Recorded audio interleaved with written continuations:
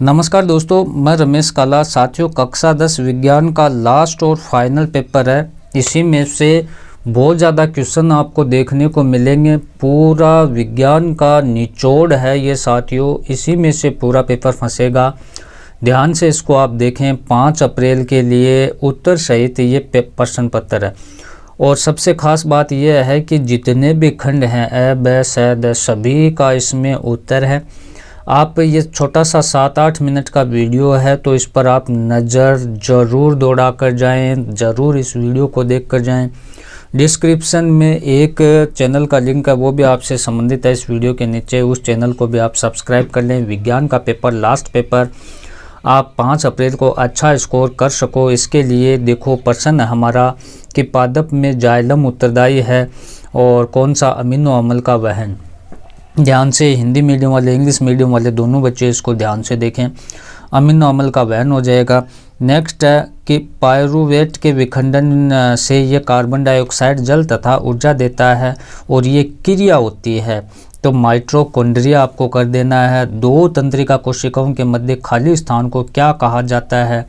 Synapse कहा जाता है। ध्यान से इस प्रश्न पत्र को देखना है। अग्नाशय ग्रंथि से स्रावित हार्मोन है, तो अग्नाशय ग्रंथि से स्रावित हार्मोन इंसुलिन हार्मोन है। अवतल लेंस के सामने रखी वस्तु का प्रतिबिंब सदैव होता है, आभासी और सीधा होता है। इस प्रश्न को आप अच्छे से तैयार करें। गोलीय दर्पण का वक्रता त्रिज्या r तथा फोकस दूरी f है, तो के मध्य संबंध होगा। आपका 4 ऑप्शन सही है, r बराबर 2f। नेक्स्ट हमारा प्रश्न है साथियों कि विद्युत धारा के मापने का यंत्र है। विद्युत धारा के मापने का यंत्र है अमीटर है। कौन सा है? अमीटर है। प्रतिरोध का एसआई मात्रक है। प्रतिरोध का एसआई मात्रक ओम मीटर है। नेक्स्ट है कि यांत्रिक ऊर्जा को विद्युत ऊर्जा में बदलने वाली युक्ति है, तो कौन सी है? जनित्र युक्ति है। उसके बाद में 2s2 + O2 2s2O उपयुक्त अभिक्रिया है। कौन सी अभिक्रिया? तो ये संयोजन अभिक्रिया साथियों। कौन सी अभिक्रिया? संयोजन अभिक्रिया। नेक्स्ट क्वेश्चन है, कोई विलयन लाल लिटमस को नीला कर देता है, इसका pH मान क्या होगा? तो pH मान इसका 3 होगा, इसमें बताया गया है। नेक्स्ट क्वेश्चन है कि कोई धातु ऑक्सीजन के साथ अभिक्रिया कर उच्च गलनांक वाला यौगिक निर्मित करती है। ये यौगिक जल में विलय हो जाता है। ये तत्व हो सकता है, तो ये कैल्शियम हो सकता है। ठीक है, कैल्शियम आपको कर देना है। 5 अप्रैल को रिक्त स्थान वाले क्वेश्चन कौन से पूछे जाएंगे वो भी आप देख लें कि पराग नलिका का बीजांड की ओर अभिवृद्धि करना क्या कहलाता है? तो रसायनुवर्तन कहलाता है। पत्तियों में गैसों का आदान प्रदान द्वारा होता है, तो रंध्रों द्वारा होता है। खाद्य जल में ऊर्जा का प्रवाह होता है, एक दिशीय होता है, एक दिशा में होता है। हिमाचल प्रदेश में नहर सिंचाई की स्थानीय प्रणाली को क्या कहा जाता है? कुल्ला कहा जाता है। गोलीय दर्पण के परावर्तक पृष्ठ के केंद्र को दर्पण का कहते हैं, ध्रुव कहते हैं। विद्युत आवेश का एसआई मात्रक होता है, कूलाम होता है। एक शब्द में, एक पंक्ति में उत्तर देने वाले प्रश्न हैं। किन्हीं 2 एक कोशिकीय जीवों के नाम लिखिए, तो अमीबा हो गया, पैरामीशियम हो गया। पादपों में वृद्धि को संदमन करने वाले हार्मोन का नाम लिखिए, एबिसिक अम्ल हो गया। कृत्रिम पारितंत्र के 2 उदाहरण लिखिए, तो कृत्रिम पारितंत्र के 2 उदाहरण बगीचा हो गया, खेत हो गया। चिपको आंदोलन की शुरुआत कहाँ से हुई? तो हिमालय की ऊंची पर्वत श्रेणियों में गढ़वाल के नैनी नामक गांव से हुई। नेक्स्ट है कि कोलिफॉर्म क्या है? मानव की आंत में पाया जाने वाला एक जीवाणु, जल में उसकी उपस्थिति जल को संदूषित करती है। किसी तार का प्रतिरोध किन किन कारणों पर निर्भर करता है? तो चालक की लंबाई, अनुप्रस्थ काट, क्षेत्रफल तथा पदार्थ की प्रकृति पर। एमआरआई का पूरा नाम लिखना है, मैग्नेटिक रिसोर्स इमेजिंग हो गया। नेक्स्ट हमारा प्रश्न है कि प्रेरित धारा की दिशा किस नियम से जानी जाती है? तो फ्लेमिंग के दक्षिण हस्त नियम से। KOH का 5 ml विलयन H2SO4 के 4 ml विलयन से पूर्णतः उदासीन हो जाता है। यदि हम KOH के उसी विलयन का 10 ml लें, तो इसे उदासीन करने के लिए H2SO4 के उसी विलयन का कितनी मात्रा की आवश्यकता होगी? तो 8 ml आपको उत्तर कर देना है। दावन सोडा का आपको रासायनिक सूत्र लिखना है तो Na2CO3 10H2O।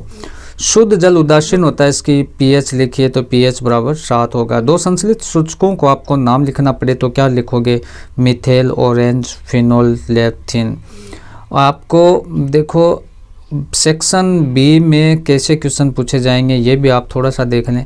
पचे हुए भोजन को अवशोषित करने के लिए शुद्रांतर को कैसे अभिकल्पित किया गया है।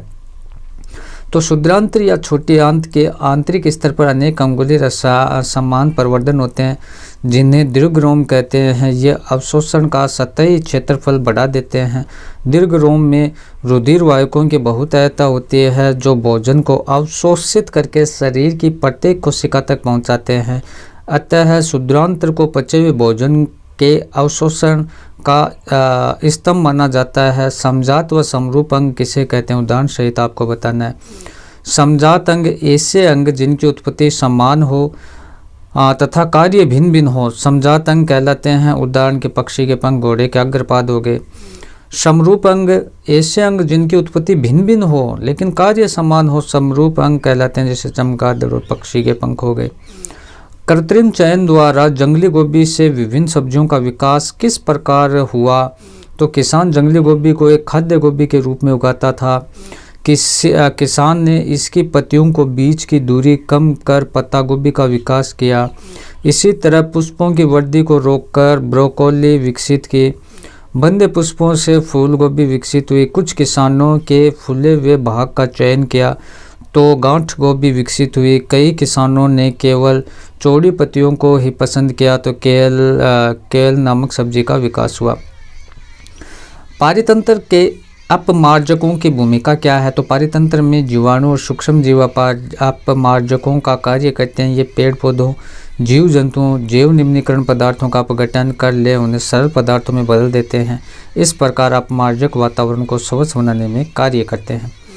वाहनों के पार्श्व पश्च दृश्य दर्पण के रूप में उत्तल दर्पण का ही प्रयोग क्यों किया गया, यह आपको बताना है। क्योंकि उत्तल दर्पण में सदैव सीधा प्रतिबिंब बनता है।